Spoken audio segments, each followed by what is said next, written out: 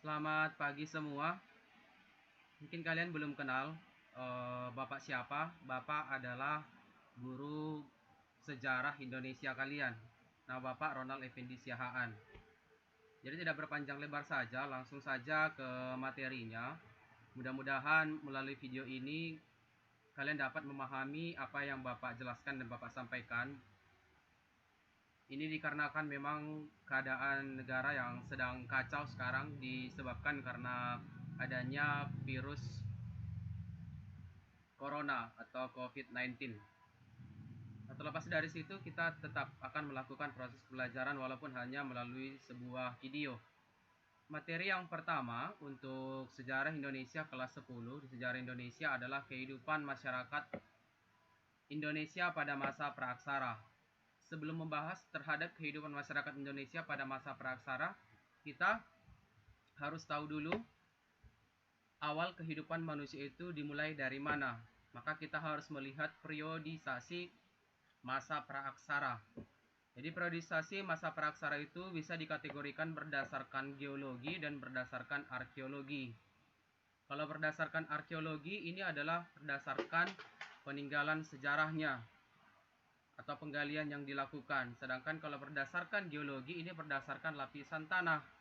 Jadi kalau berdasarkan lapisan tanahnya tadi di sini ada 4, zaman Arkeozoikum atau Azoikum, kemudian zaman Paleozoikum, kemudian zaman Mesozoikum, dan zaman Neozoikum atau Kenozoikum. Ini tadi berdasarkan geologinya. Nah, sekarang sesuai dengan tugas kalian minggu lalu bahwa Bapak sudah menyuruh kalian untuk mencari ciri-ciri dari keempat zaman ini.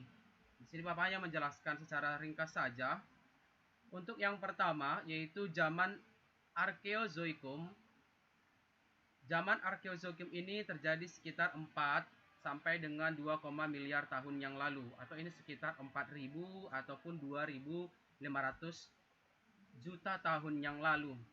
Ciri yang kedua, tidak ada kehidupan atau tanda-tanda kehidupan. Ini karena memang disebabkan di ciri-ciri berikutnya oksigen itu masih sedikit dan keadaan bumi pada saat itu masih suhunya itu dikatakan panas. Sehingga panas dan juga oksigen yang sedikit itu tidak bisa memunculkan adanya tanda-tanda kehidupan, baik itu kehidupan hewan, tumbuhan, dan juga manusia.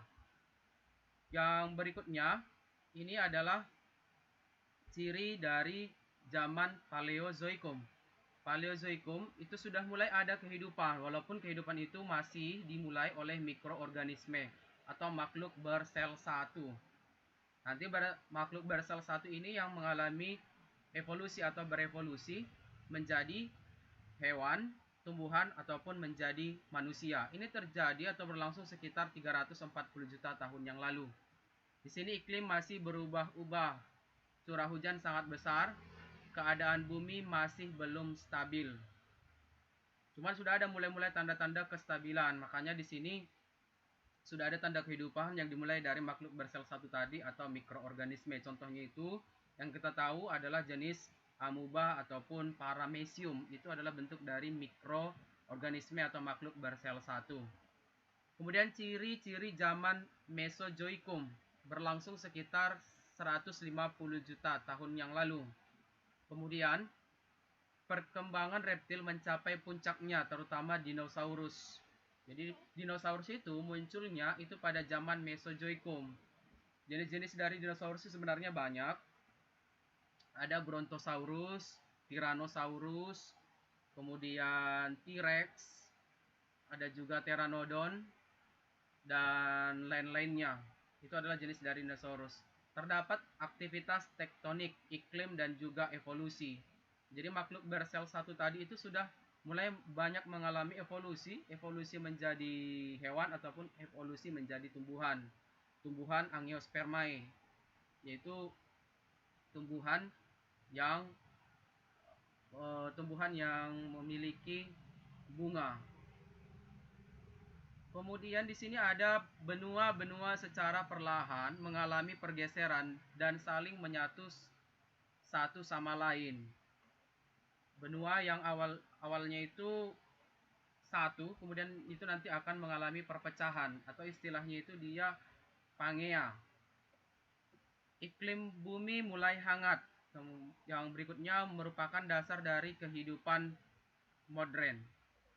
Zaman yang keempat adalah zaman Neozoikum, yang merupakan puncak dari hewan mamalia. Kalian sudah tahu bahwa contoh dari hewan mamalia ini adalah manusia. Nah, di zaman Neozoikum sebenarnya tidak bertemu antara dinosaurus ataupun bersama dengan manusia, karena dinosaurus itu akhirnya mengalami kepunahan di zaman Neozoikum. Sedangkan manusia pada zaman ini belum muncul. Di sini mamalianya ini masih sejenis kera ataupun monyet. Nanti kera ataupun monyet ini yang mengalami evolusi dan berubah menjadi manusia, nanti itu di zaman kuarter, bukan di zaman tersier. Di zaman Neozoikum terbagi atas dua, yaitu zaman tersier dan zaman kuarter. Di zaman tersier itu belum ada manusia, nanti manusia itu muncul di zaman kuarter. Zaman Neozoikum berlangsung sekitar 60 juta tahun yang lalu. Nah, untuk zaman Neozoikum ini masih terbagi-bagi lagi terhadap beberapa zaman. Zaman tersier, zaman kuarter, zaman tersier terbagi atas 5, yaitu Paleosen 65 juta tahun lalu, Eosen 58 juta tahun yang lalu, kemudian Oligosen 38 juta tahun yang lalu, Miosen 26, sedangkan Pliosen itu 12 juta tahun yang lalu. Nah, di sini pembagiannya cukup panjang dan juga cukup banyak. Sedangkan zaman kuarter di sini terbagi menjadi dua, zaman Pleistosen dan juga zaman Holosen. Disinilah yang tadi saya katakan sudah mulai muncul manusia. Sedangkan di sini itu masih mamalia berupa kera ataupun monyet. Kalau di zaman Pleistosen, bagian dari kuarter ini, di sini muncul manusia purba. Jenis manusia purba ada Pithecanthropus erectus, Meganthropus, dan lain sebagainya. Sedangkan nanti di zaman Holosen itu sudah mulai muncul Homo sapiens ataupun jenis manusia yang ada pada zaman sekarang yang dikenal sebagai manusia modern ataupun manusia bijak. Itulah ringkas materi yang kemarin ataupun yang minggu lalu Bapak tugaskan. Sekiranya melalui video ini kalian bisa memahami. Kalau ada yang kurang mengerti atau tidak dipahami karena memang proses pembelajarannya secara mandiri, bisa dipertanyakan melalui WA ataupun dari Google Classroom. Terima kasih.